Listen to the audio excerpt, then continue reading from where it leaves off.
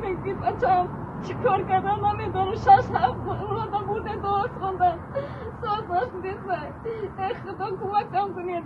درو یزید گورم اومده اینا پسی زدن. نمیدونم چیکار کنم. در دیگر هیچی خودم چشماش کور شده است. خداوند نگهبانشون باشه. انشاءالله برادران بی‌طرف نباشین. السلام علیکم برادران اهل اسلام، پدر و مادران، خواهر برادران. ما این امی زنه که آوردم این خودش گپ زنه. التماس ختم ببینین، امیر بین ای پیش اوحال شبینین، بچه شبینین در چی اوحال. این مادر خودش گپ زنه. این ببینین شما ختم با گوشه ختم بشنوین، ای پیش نبین ببینین این مادر در چی اوحال. گپ زن مادر جان. برادران عزیز التماس کمک هم کنید. در پستی زدم دستم گیرید پیسانم بایمون به پدر است. پدر خودم ندارم. سبیره است. پیسرم به پدر است. به خانه آمده کار کنیم آمدیم رسیه جا آمده کار ندارم. در رسیه آمده بچه بیمور شده. کمکم کنید. دوستم نمیرسد. نگاه بیدش کنم. التماس برادران عزیز کمکم کنید. سیاره در باره گردانت نیستم. دشنام میدیم. اگر برادرها ای در خونه گپ زنه بچهش دشمن میته و کسلی ویرانش در رنگ روحی شده. التماس بین ای پیش ببینین مادر یاردم بتین. رویش کنیم برا و مادر به خونه و به در مونده است. مادر در کجا کار کرده اولکش ندادن. مادر عذاب در ای پیش بین. اینا در غریبیم، اینا در معنی بینده. اینا التماس با می مادر بین ای پیش ببینین یاردمش بتین. حاضره ده مادر در خونه ماه. اینا بین ای پیش ببینین اوهاش بسنجین. پاسپورت چه بگیرین تاجیکستان دم ببینین همه طرفا نگاش کنین بعد یاردم کنین. اول بسنجین بعد مادر از زور اومده است که با می اوهال اومده. واسه مادر زور اومدگی خچم خیلی گفته که من یاردم بتن.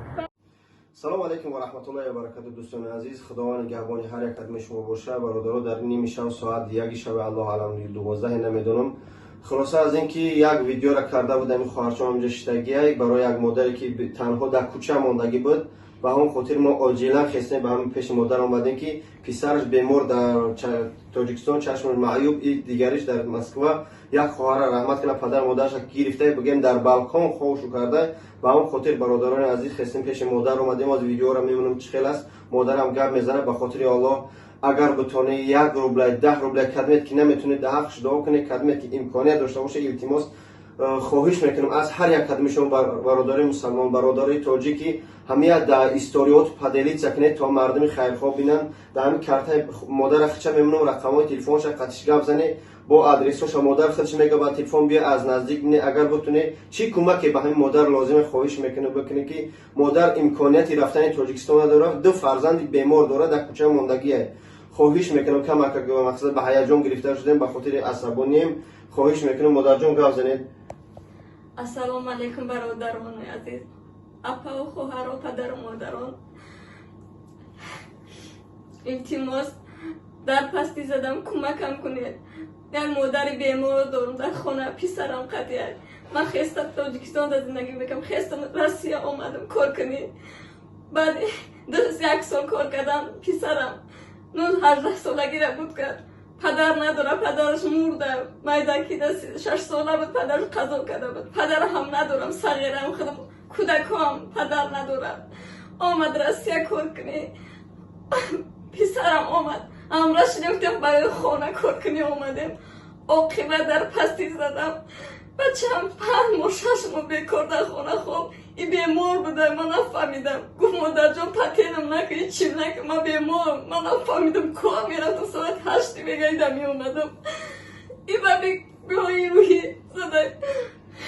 اگر من دستم میرسید پولی بیدت میداشتم بر وقت رویش میکردم. این خیر نمیشید. آیلی که گرفتگی من گرفتم داودم کم. همینجا خدا برکت تمام صلاح 2 بار پیشش بردمش. 3 منای دیگر خواندن.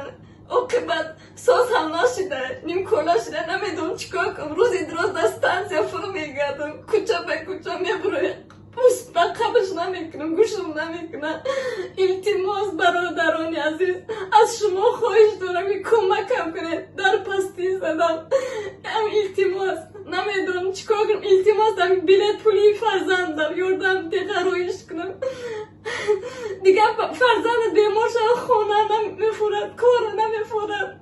بچم بیماره التماس کمکم کنه پستی دزدم. خواهرجان ای جفت شما مادرم این مادر دارم قدیره با نمی فرزندش با این مادر بیچاره را اونا گفتم بیا برا تاجیکستان. میگم من میرم ای سمالت میخوام کجا میرم با این فرزند. او فرزندش چشمش مایب آتش چشمش مایب خودش پدر نداره فرزندو پدر نداره.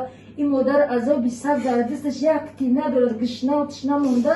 ما گرفته آوردم این نمی با کمک ده دل اپرا دوانده جو کن نجوی ما خودم ایجا ایو این نمی جده این نمی خود عذاب دوانتید خیلی خدا این برکت هم بچه کرا گفتم بیان از برای الله خدا کسی که کمک میکنه الهی پروردگار هم این دنیاش عبود شوه هم اون دنیاش عبود شوه خداوند پروردگار این را دستگیری میکنه ایشالا با امر خدا او را دستگیری میکنه. این خود هم یتیمه فرزنداش هم یتیمه. این مادر هازی زورش دست کی از زورش میاد تو آدم از زور نه با یک کس مراجعت نمیکنه. همین مادر از زور آمده است که با ما خلق غریب مراجعت کرد. خدا اول همین غریبا را همش در پناه خداوند خودش نگاه بداره که همین خلق غریب هسته که با هم خیلی مادر را یاردم میکنن برکتشون بتابه کسب کارشون کسی که برای مادر یاردم میکنه. دوستان عزیز کدمت که همین ویدیو را میبینم خواهش میکنم از هر یک کدمت که خواهش میکنم حضور میکنم از هر کدمت که چی قدر میتونم من چی قدر میتونم ان شاء الله یاردم میکنیم. ما را یگان چی راستی خدمت کار میکنیم هر روزه اما چی داریم یا سایت خوردکه که داریم به خاطر الله کارت همون نیازمندا را خود چون رقمای تلفنشون ما گفتیم گپ چی گپ خبر مینیسه 50 دفعه والله بالله الله قسم میکنم هیچ چیز در کار فقط به خاطر الله. ما هم کمک سوم جمع کنیم که بچه شرایطی کنه که مزهش نیست در تاجیکستان روا و خودش میگیم بریم مادر جان نگه که من میستم کار میکنم آینده یا کلبه به فرزندان اگر بتونه مردم مهاجر مردم بیزنسمن خدمت که شرایط داره به خاطر الله از همون سومکایی که جمع کرده کمکی که به همین مادر خواهش میکنم یاردم کنه. خدا نگهبان تو باشه دیگه امکاناتی گپ زدن نیست.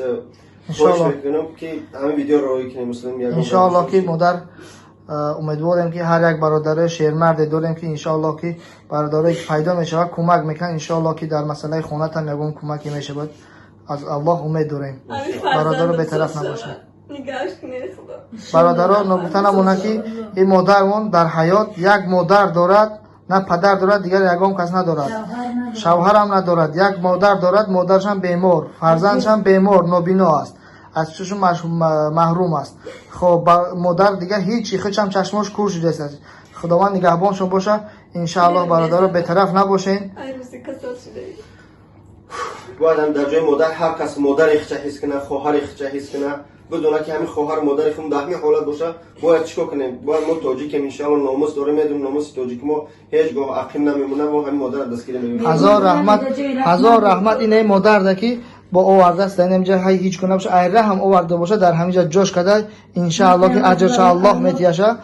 برادرها خودش همین مادر خودش در کوخنی خواب است در کوخنی این همینجا کوخنی در خواب است همینجا جا کده است اینا خدا هم بچهش در همینجا جا کده است. اینا برادرها ببینید اینا برادرها نیا کنید در همین قدر جا والله که مادر در همینجا قدر فرزندش خواب است والله که برادرها دیدش میزنه هم دولینی دارم مادر کار کردن نمیتونم میگه دیگه ان شاء الله مادر جان گیره نکنین ان شاء الله که زیر نشه مادر جان زیر نشه تاکسی برکت پیش شما بردم زیر نشه مادر زیر نشه تماما زیر نشه تماما این مسئله ما با همین خاطر الله ما به خاطر الله مادر به خاطر الله خب امروز روز بفرم بودیم خب نکردیم اومده به خاطر نه ما نمیگیم نه فقط یک دعا ما یگان چیز فقط یک دعا ان شاء الله که ما همین چیزی که از مونده ان شاء الله که میتونیم بعد از اون مثلا کمک خودمون میرسونه.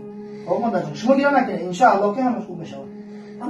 میگه دیدمش به دولین پسته میگه دولین پسته بچه‌تون کسی روی داد مثلا خیلی گپاش هر خیلی بود این آواز دیدی بعد چشم تو مثلا الحمدلله که دیگه اونجا این کلاش تو ما چون اخی این خداوند خداش شکر الله میتونه هست هم ده کلمه را تاریخ خوندش ان شاء الله میگم این دنیا به درزه هر ان شاء الله که شکر الله میگم این شعرهای الله است نه که دومات را نگاه میکنه هر دفعه هر یک کلمه رو انشاء میدوزه همش یوردار میتون تزیق نشه میگم اینجا بسیار بچه‌های بنام و بناموسی توجیه بسیار میگم یوردار میکنه تبارش مو این مشکلی چی داری مشکلی که ان شاء الله الحمدلله امروز هست پگا وجه واریانت دیگه میشه ان شاء الله پیش مو صبر کنید تا سر رو بعدن کنید دیگه میشه هم بچه خوب میشه مادر جون تزیق نشه او دیگه تو برای چی میرسونی ما برای چی اومدیم نگنش مو نه باشه برای چی اومدیم او دیگه شما خاش مو خرسندی کنه برای چی گیرم میکنیش مو پیش مو خرساش این شلو با هم خدو گیرم نکنه ان شاء الله میگیرم پات تو یا هست بنده کوی شروع الله کی تاری یوردار